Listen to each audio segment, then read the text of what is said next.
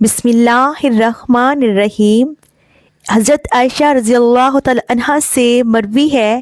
کہ ایک دن حضرت محمد صلی اللہ علیہ وآلہ وسلم حضرت ختیجہ کا ذکر کر رہے تھے کہ میں نے کہا، اے اللہ کے نبی صلی اللہ علیہ وآلہ وسلم، آپ صلی اللہ علیہ وآلہ وسلم اکثر اس بڑی بیوی کا ذکر کیوں کرتے رہتے ہو؟ اللہ تعالیٰ نے اس سے بہتر بیوی سے آپ صلی اللہ علیہ وآلہ وسلم کو نوازا ہے۔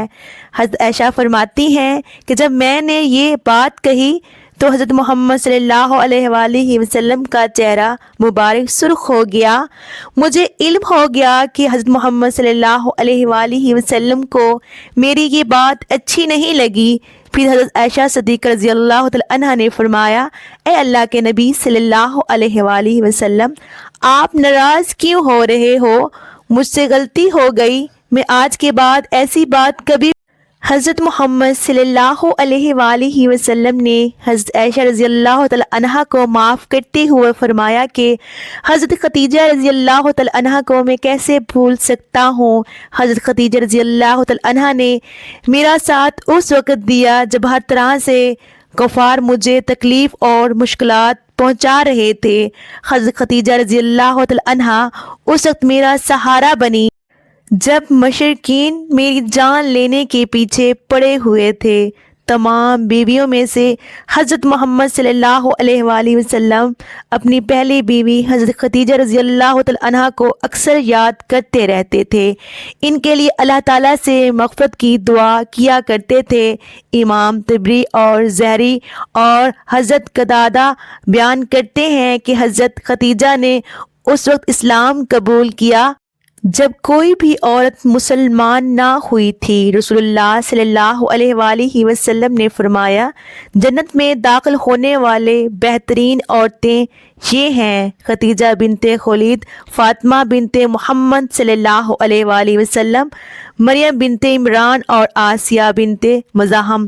حضرت ابراہیم کے علاوہ رسول اللہ صلی اللہ علیہ وآلہ وسلم کو اللہ پاک نے جتنی بھی اولاد عطا کی تھی وہ حضرت ختیجہ کے بطن سے پیدا ہوئی تھی۔ حضرت ختیجہ رضی اللہ تعالی عنہا کے وصال کے بعد قریش کے لوگوں نے رسول اللہ صلی اللہ علیہ وآلہ وسلم پر بہت زیادہ ظلم کیے۔ امام قرطبی نے سورہ تحریم کی تفسیر اس طرح سے بیان کی ہے کہ حضرت ختیجہ رضی اللہ تعالی عنہا کے وصال پانے کے بعد حضرت فاطمہ رضی اللہ تعالی عنہا اکثر اداس رہا کرتی تھی۔ ایک دفعہ حضرت فاطمہ رضی اللہ تعالی عنہا نے رسول اللہ صلی اللہ علیہ وآلہ وسلم کو فرمایا، اے بابا جان، آپ صلی اللہ علیہ وآلہ وسلم حضرت جبرائیل علیہ السلام سے میری والدہ کے بارے میں پوچھیں۔ اے بابا جان، مجھے اس وقت تک کھانا پینا اچھا نہیں لگے گا جب تک حضرت جبرائیل علیہ السلام مجھے میری والدہ کے بارے میں بتا نہ دیں کہ میری والدہ وصال کرنے کے بعد کس حالت میں ہیں۔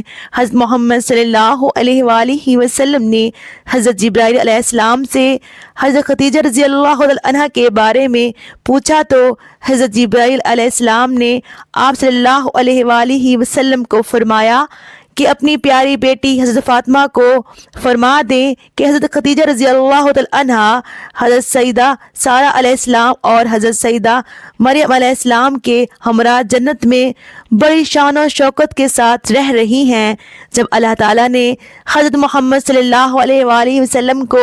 شب معراج کی سیر کروائی تھی تو حضرت محمد صلی اللہ علیہ وآلہ وسلم نے جنت میں ایک بہت ہی خوبصورت محل دیکھا جس میں بہت ہی خوبصورت اور پیاری پیاری چیزیں رکھی ہوئی تھیں جو کبھی بھی کسی نے نہ دیکھی ہوں گی، نہ سنی ہوں گی، نہ ہی کبھی ایسی چیزوں کے بارے میں خیال کیا ہوگا۔ یہ محل دیکھ کر حضرت محمد صلی اللہ علیہ وآلہ وسلم نے حضرت جبرائیل علیہ السلام سے دریافت کیا کہ یہ محل کس کے لیے بنایا گیا ہے تو حضرت جبرائیل علیہ السلام نے فرمایا، اے اللہ کے نبی صلی اللہ علیہ وآلہ وسلم، یہ محل اللہ تعالیٰ نے حضرت ختیجہ رضی اللہ تعالی عنہا کے لیے تیار کروایا ہے۔ حضرت جبرائیل علیہ السلام کی یہ بات سن کر حضرت محمد صلی اللہ علیہ وآلہ وسلم نے فرمایا کہ میں اللہ تعالیٰ کا لاکھ لاکھ شکر ادا کرتا ہوں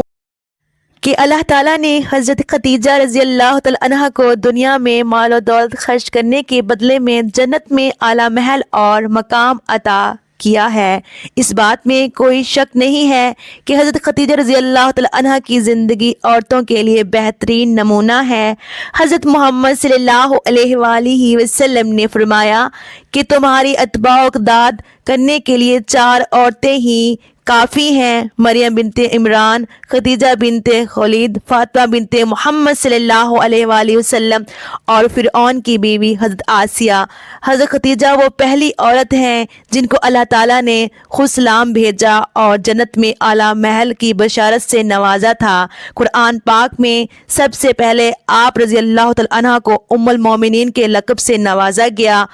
محترم ناظرین، حضرت خدیجہ رضی اللہ تعالیٰ عنہ ہی سب سے پہلے حضرت محمد صلی اللہ علیہ وآلہ وسلم کی تصدیق کی تھی۔ میری آج کی ویڈیو میں اگر کوئی میرے سے بولنے میں غلطی ہوئی ہو تو آپ سے گزارش ہے کہ میری اصلاح کریں۔ آپ سے گزارش ہے کہ میری ویڈیو کو لائک کر دیں اور شیئر